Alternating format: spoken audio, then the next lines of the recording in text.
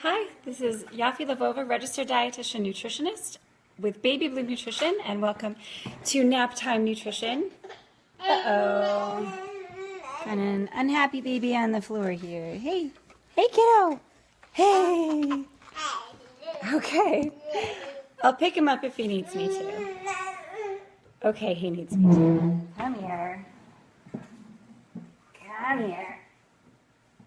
All right. Guess I can't do nap time nutrition without my co-star. Dinosaur. Okay, so today I'm going to talk about electrolytes, and it's interesting. A lot of people throw around the word electrolyte, and they don't really know what electrolytes are. Of course, yeah, so funny. It's what plants crave. What do they call it?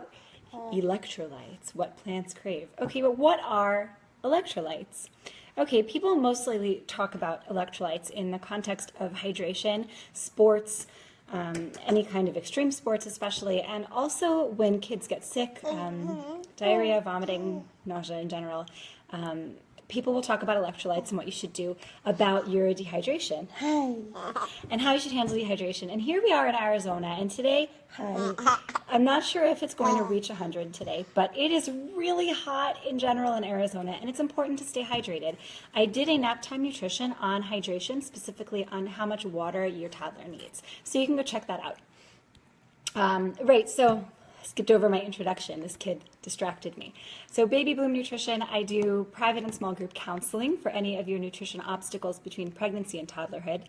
You can check me out on Facebook. You are there right now watching this. Pinterest.com/Yaffi. Instagram, Toddler Test Kitchen at the Hallie Hart Children's Museum. Our summer session is winding down with this coming Monday, and we also have one this Saturday, which is taught by Lakita Kemp from Tandem Trouble. And if you find my nap time nutrition segments to be helpful, review me on Facebook or Yelp or whatever. Okay, so electrolytes, what plants crave.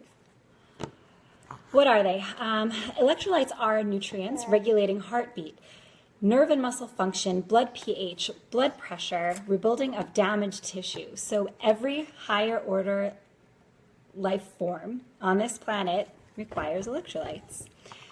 They move inside, outside, and between cells, and levels are controlled by the kidneys and by certain hormones.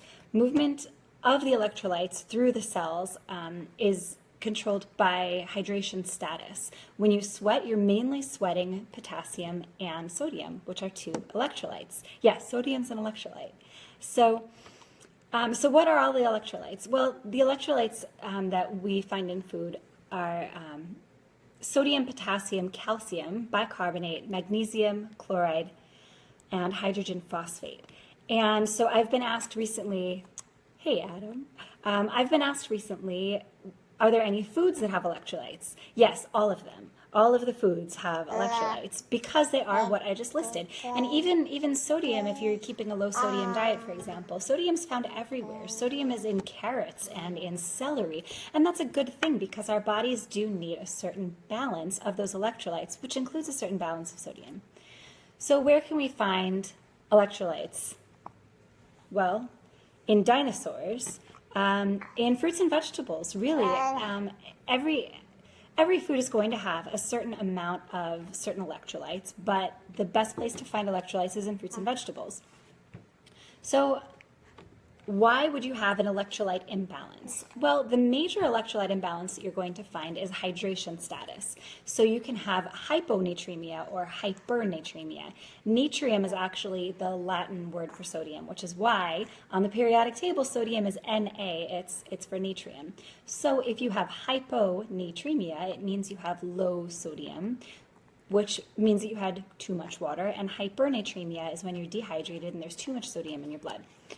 So the elderly are specifically at risk for this because they have they're more at risk for over or under hydration because their thirst signals are a little bit altered. Also, they're more at risk for poor kidney function. I'll put it that way. And the kidney function, as I mentioned, is going to regulate your hydration status and also have interplay with those hormones that are going to regulate your electrolyte balances. Also, if someone has renal disease, it's disease of the kidneys, vomiting, diarrhea, heat stroke, if there's a heat wave, if it's hot outside like Arizona, you're at risk for electrolyte imbalance. Any heart disease and certain cancer treatments are going to cause electrolyte imbalances. Diuretics can cause electrolyte imbalances and other pharmaceuticals, as well as nausea and vomiting of early pregnancy, or for those unfortunate, nausea and vomiting for all of pregnancy. So what should you do when there's dehydration? Whether it's caused by sports or heat or sickness, what should you do about it? Well, there are a lot of drinks that say that they have electrolytes. So the number one drink for, in general, sports drinks, Gatorade. What's the other one? These drinks are sugar water, basically. And they were, Gatorade specifically, look up the history, it's kind of fun. It was made for a football team in Florida, and they're the Gators, and therefore it was Gatorade. And that was really meant for people who are playing football. Think about what football is. It's a really intense game that requires a lot of activity, a lot of sweat, and they needed to replenish those electrolytes. Which brings me to our overall point. You probably don't need an electrolyte solution unless you are sweating a lot or if there's sickness. Hi. So Gatorade, it's very high in sugar. Very high in fake sugars, depending on which one you get. Lots of artificial colors and flavors. It's just not something that you really want to put in your body.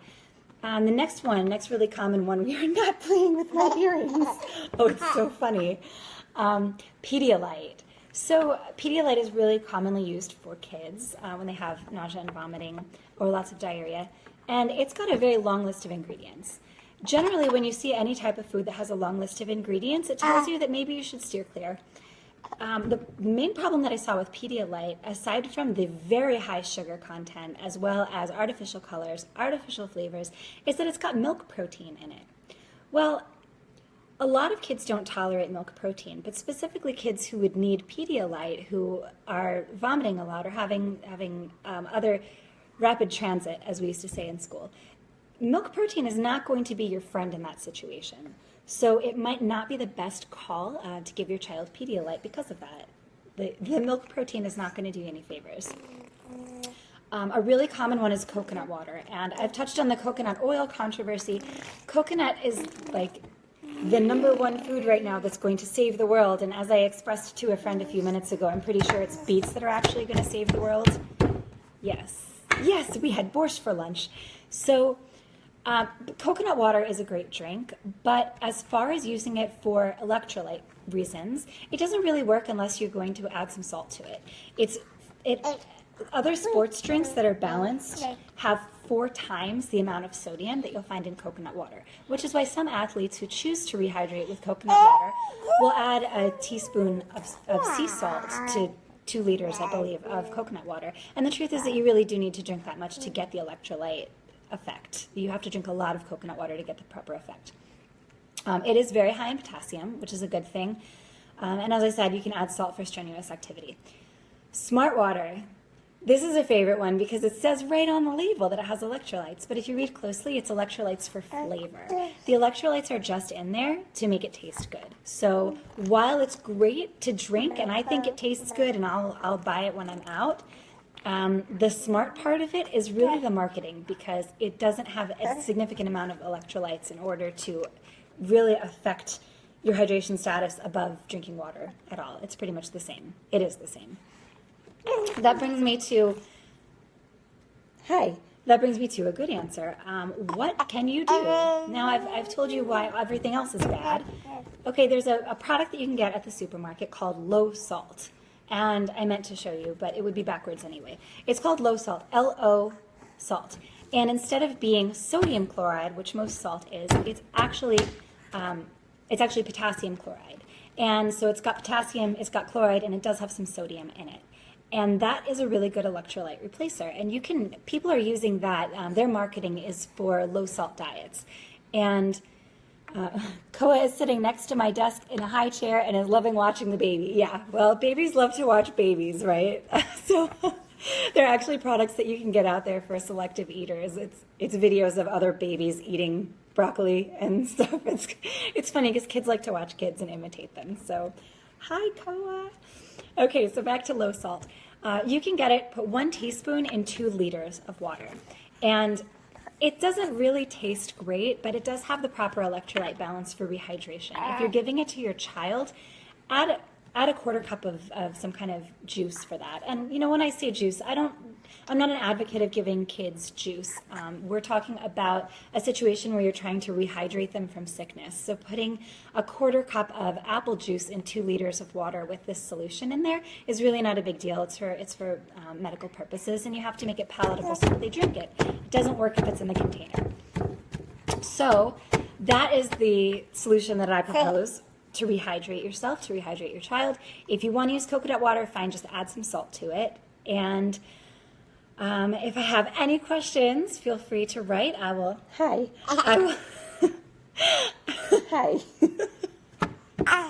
It's half the fun, right? If you have any questions, I will comment on them after the broadcast is over. So this is Naptime Nutrition for today. Next week, I will be covering the nighttime mom binge. Can I get a thumbs up if you can relate to that? I got 2 thumbs up, one for Ben and one for Jerry. Yeah, the nighttime mom binge. So I do private and small group counseling for nutrition issues between pregnancy and toddlerhood. I'm on Facebook, you're already there on my page, pinterest.com/Yaffi, Instagram, Toddler Test Kitchen. And if I have helped you, review me on Facebook, on Yelp. I have not yet figured out LinkedIn, but I'm getting there. You have to be patient with my slow technological issues. So see you next week, 1 p.m. Mountain Standard Time, 4 p.m. Eastern. Have a great week.